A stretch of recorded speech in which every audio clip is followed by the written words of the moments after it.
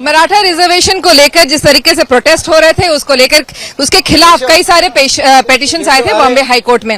उन सब की सुनवाई के लिए एक स्पेशल बेंच को गठित किया गया था क्योंकि आज वेकेशन चल रहा है। और इस दौरान इस हियरिंग में क्या हुआ आइए जानते हैं। आशीष राजे गायकवाड़ जो वकील है, जो मनोज जरांगी पार्टी को रिप्रेजेंट करते हैं, आइए उनसे बात करते हैं।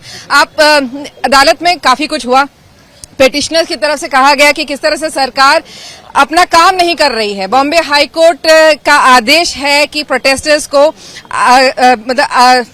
अंदर आजाद मैदान के अंदर प्रोटेस्ट करना चाहिए, लेकिन वो बाहर है, पूरा सड़क है, पूरा शहर हथियाया हुआ है। इस तरह की बातें कही गई। अदालत की तरफ से क्या कहा गया? आपको मैं आपकी जानकारी से कहना चाहिए, मैं लास्ट में आया, कोविड में सरकार ने खाना खिलाया, ये देख के नहीं खिलाया कि ये भारतीय नहीं है, ये देख के खिलाया ये मानव है।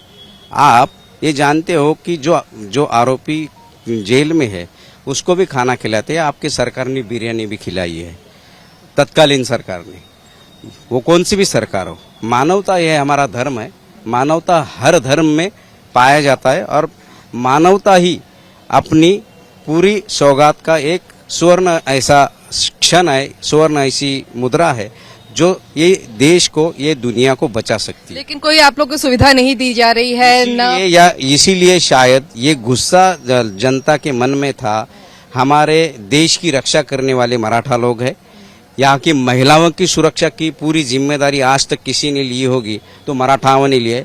आप जान सकते, मैं किसी के बारे में बात नहीं करना, राजस्थान जाएंगे तो आपको अलग इतिहास पाया जाएगा। ये मराठाओं का इतिहास नहीं है। किसी को, किसी घर बेटी को, किसी के माँ को, किसी बहन को या किसी पत्रकार को दादा ने कल ही बोला है उसको तमाचा मारो।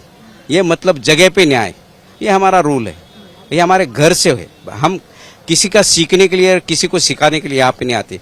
ये जो कुछ लोग घुसे हैं यहाँ पे जानबूझ के ये सब रकस निर्माण जो कर रहे हैं, ये हमारा दायित्व है कि दादा ने जो बोला है वो आदेश, आप जाके कंप्लेंट कीजिए, पहला उसको मारे। लेकिन समस्या तो है नहीं, सड़क पर नहा रहे हैं लोग, टॉयलेट बंद होने का ऐसा कह रहे हैं कि आप लोग की टॉयलेट बंद है, नई सरकार मुहैया कराई हुई, इसलिए सड़कों पर मैडम लोग नेचर कॉल को अटेंड कर। बराबर है मैडम, अगर आपको सुविधा न दी जाए, ये आप जानते हो, मैंने अभी कहा, आप किसी अभिव्यक्ति स्वातंत्र की आप बात कर रहे हो।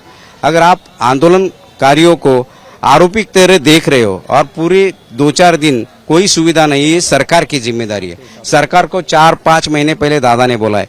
दादा ने अगर उनका आंदोलन आने से पहले अगर उनकी जो मांग थी वो स्वीकार कर लेते थे, ये इस नौबत सरकार को या ऐसे जो गिने चुने लोग ये सब करना चाहते हैं उनको नहीं मिलती। अच्छा, अदालत में आप लोग के सरकार की तरफ से कहा गया था कि कोई परमिशन ही नहीं दी गई है, आप लोग कह रहे हैं कि परमिशन मिली है। सिर्फ अगस्त 29 के आगे कोई परमिशन दी ही नहीं गई है आप लोग को। मैडम ऐसा है कि परमिशन दी नहीं है, दी है, ये सब बात मैं कल रखूंगा, आपको सभी अर्जी दिखाऊंगा। उसका अर्थ क्या होता है?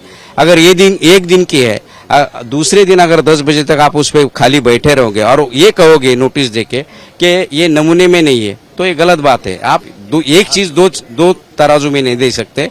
आप ये कह रहे हो कि 9:30 से 5:30, ये कौन सा टाइम है? ये ऑफिस टाइम नहीं है। हॉस्पिटल में पेशेंट एक हॉस्पिटल में लगाएगा और वहां से उठ के दूसरे हॉस्पिटल में जाएगा, ये आप मांग ये इससे ये रूल से। लेकिन रूल्स में तो आमरण अनशन भी नहीं है ना, तो वो तो आप लोग ये तुगलकी रूल है, ये तुगलकी रूल है, ये सरकार सकता है।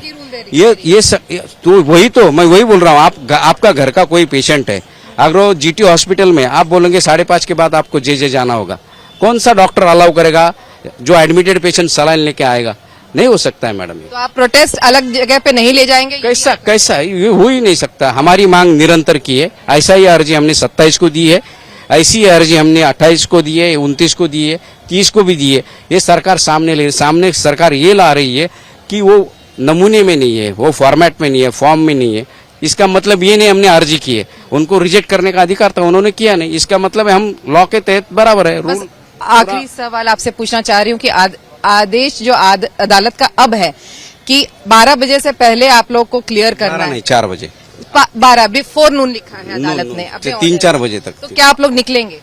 वैसा हम उनको आदेश समझाएंगे, मनोज टाइम तो लगे, कहाँ लगाएंगे, तो उनको समझाने की कोशिश। हाँ, वो अभी कैसी सिचुएशन में है, क्योंकि आप 4था दिन है, वो बात अगर उनको कर सकते हैं, आदेश दे सकते हैं, क्योंकि 4थे दिन में आपकी मानसिक शारीरिक और जो ये है उनकी स्थिति है उसको समझना भी पड़ेगा पैरेलली, इतना इजी नहीं है। उनकी तबीयत ठीक नहीं है। ऐसा लग रहा था सुबह में मिला इसके लिए, तो सब ये जान के कल हम पक्ष रखेंगे। ठीक है। तो ये थे मनोज जरांगे पाटिल के वकील आशीष राजे गायकवाड़, जो बता रहे थे कि मनोज जरांगे पाटिल की तबीयत भी थोड़ी खराब हो गई है और साथ ही अब जो आदेश आया है अदालत का वो उन्हें समझाने की कोशिश करेंगे और उसके बाद आगे रुख तय करेंगे कि आखिर क्या करना है और कैसे प्रोटेस्टर्स को समझाया जा सकता है। कैमरामैन राजू रेवणकर के साथ विद्या, मुंबई आज तक।